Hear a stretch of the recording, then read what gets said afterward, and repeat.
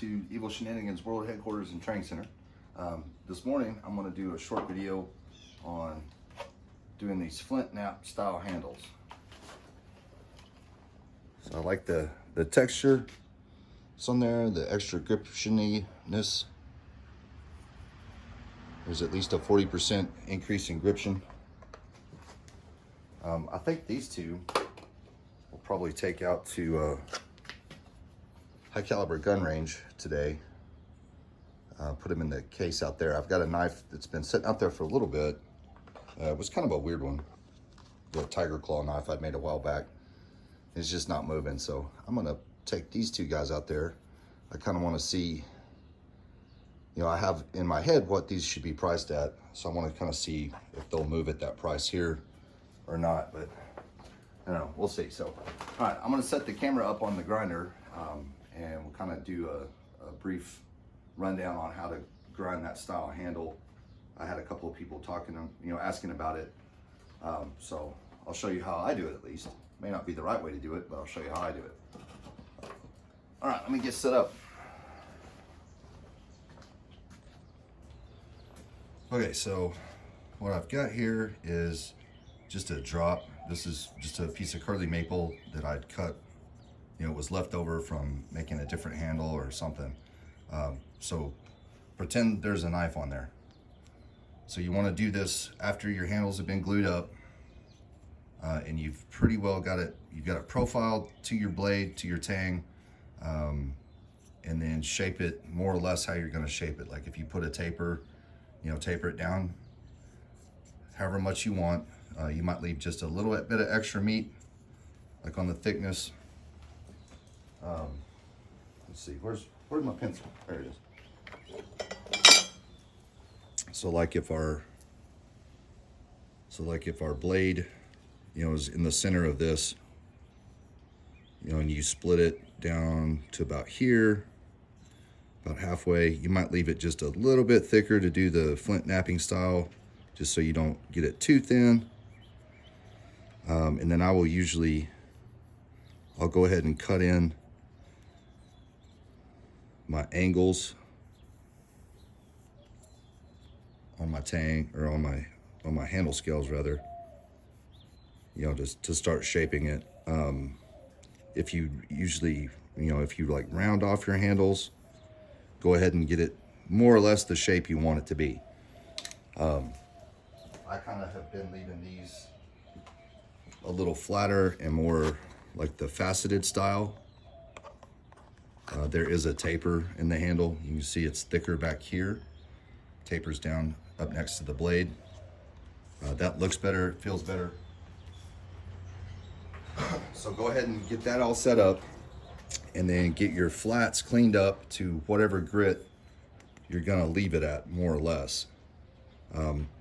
Like with the last couple I did, I just cut the flint nap, the little nappiness in there, at like a 220 grit belt, and then just left it at that grit.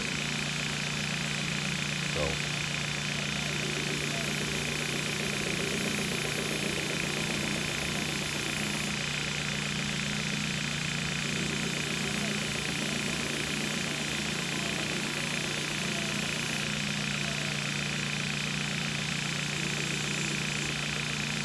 all right, so we got our edges cut into it.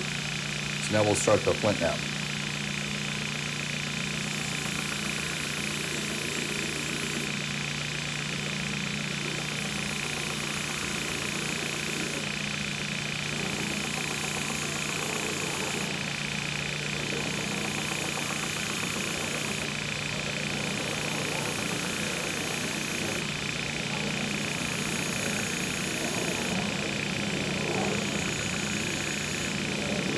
Okay, so step one, use a contact wheel. That's a 2-inch wheel. And it seems to be, to me, it looks better, like the smaller the knife handle, you might use a smaller contact wheel. But really it's preference. So, you know, mess around with what you've got. You've got different size contact wheels, use those. If you don't have a contact wheel, let's say you're working on a 1x30 grinder, something like that. If you take that little safety cover off the top, there's a wheel up there. You can kind of use that one to do a similar effect. I know not everybody's got a grinder that'll do all the flippy, spinny stuff. But so step one, cut them in. I cut them in these up and down grooves, and I get pretty much where the first one will touch, you know, the second one will come up and touch, or almost touch where that other one is, kind of leaves a little sharp peak.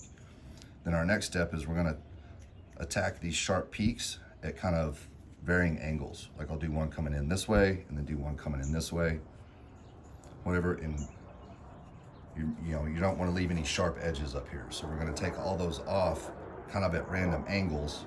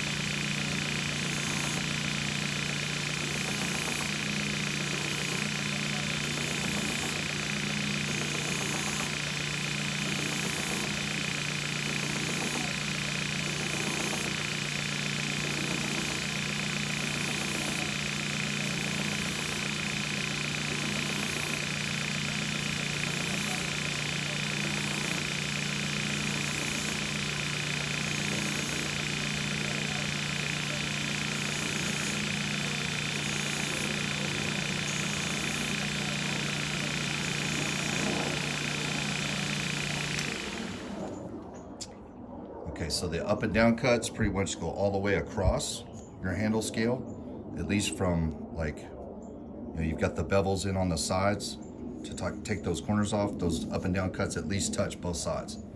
The secondary cuts, you're coming in at these different angles, don't go near as far across, like, you know, maybe halfway across the scales. You're only coming down to here. Some of them are less.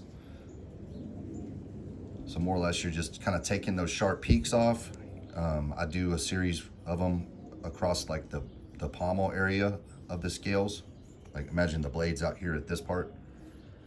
You know, you do a couple of them up here on this side just to kind of knock the little sharpness off. So like our knife, you're going to be held like this, right?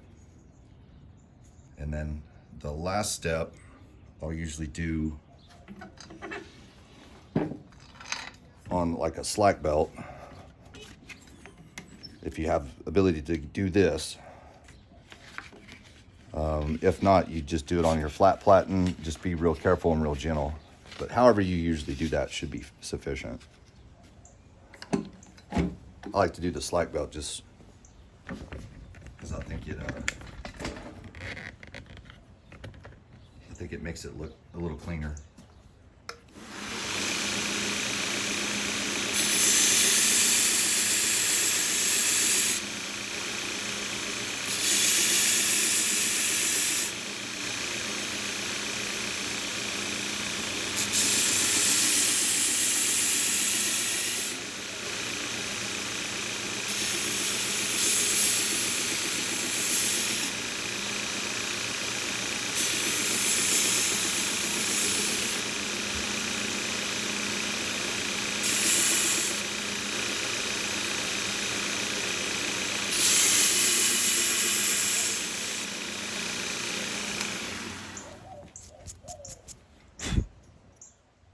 That's pretty much it. You know, you may want these little flint grooves to be deeper. You may not like them as deep as I did. You know, you just kind of play around with some scrap material at first, kind of get it to how you like that style, and then try it out on a knife. If you end up, say you use like a smaller contact wheel and you don't like the way it looks, you can always go back in and recut them with a bigger one and kind of wash them out. So at this point on this knife, let's say this was the knife or whatever, I would just go ahead and finish these handle scales out, you know, however I would do it, oil it, wax it, you know, stain it, whatever. But that was a 220 grit belt. I just cut them in with that. I don't even try to get in there and hand sand all this stuff out. I've tried that a few times and you just end up washing out all your marks and it looks weird. Especially on my Carta, it's like you end up polishing the peaks and you can't really get down in there and it just looks goofy. So that's what I've started to do, is just I'll cut them in with the 220 or, you know, maybe a 320 grit belt, and just leave it like that. So, all right, well, there you go. That's how I do it. If you've been doing them any differently, holler at me and let me know, because sometimes I don't get good results and I get a little frustrated with it. So if there's a better way to do it, let me know. All right, well, y'all have a good day.